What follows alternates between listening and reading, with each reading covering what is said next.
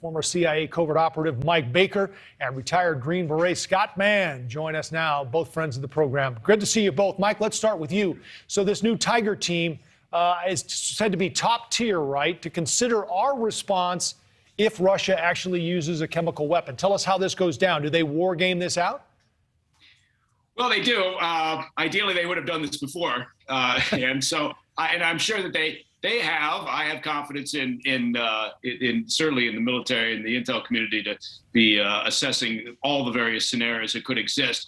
What's the worst? Again, there's a little kabuki theater here for the White House to release this information that they've got this Tiger team, and it's all designed to show, hey, we're really on top of it. We're very proactive. The truth is, they've been working on what an appropriate response would look like in the event of whether it's chemical, biological, nuclear weapons, cyber attack of some sort.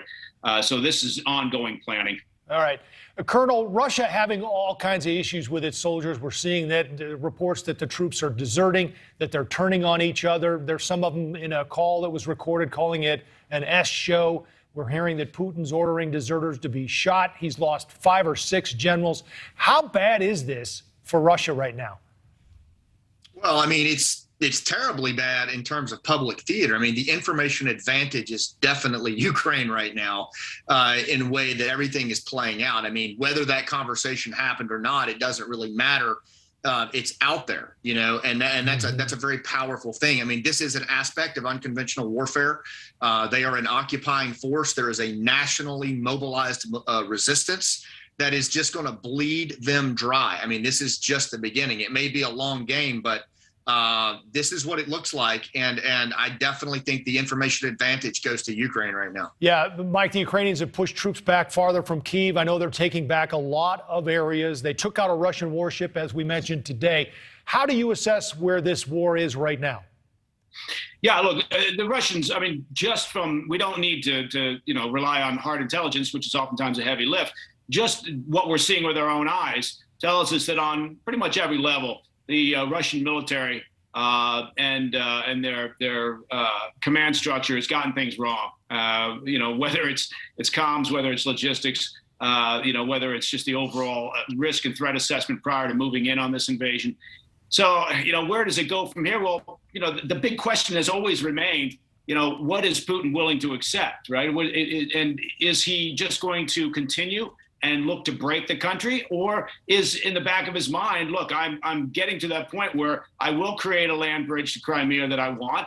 I will take that as a concession. I will take the fact that, we'll get something in writing saying that the Ukraine won't join NATO.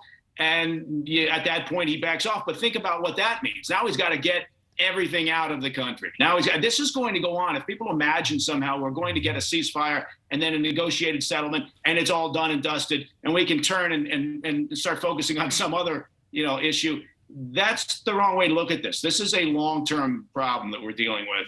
Yeah, and it seems like Ukraine has a lot of the power and Russia's lost a lot of its leverage, Colonel. We thought of you today because this has become, in a way, Russia's latest Afghanistan, which went on for 10 years. And now we're hearing they've already lost more soldiers in a month in Ukraine than they did in 10 years in Afghanistan. Yeah, I mean, look, there's nothing quite like an organized resistance when you are an occupying force. Russia should have learned this in Afghanistan. Hell, we should have learned it in Vietnam, but we didn't, did we? And really concerned right now is, this, Joe, is the way we're going to be fighting near-peer threats for the foreseeable future, which is by, with, and through partner nations. And I think what I'm more concerned about, and I'd like to see more of nationally, is our ability to build relationships with our partners and take care of our partners. Afghanistan is still mounting a resistance. Their vice president never left the country. Why isn't anybody talking about that? It baffles me. But this is the way it's going to go for the foreseeable future. And I think how we take care of our partners going forward is a really big deal. And we've got to start doing a better job of that. All right. On the left, Mike Baker, former CIA covert operative and host of Black Files Declassified on the Discovery Network. And on the right, Lieutenant Colonel Scott Mann, retired Army Green Beret, two of our favorite guests. It's great to have you both. Thanks for the time. Thank you. Thank you for watching. Click the red subscribe button below so you can get more of NewsNation's fact-driven, unbiased coverage.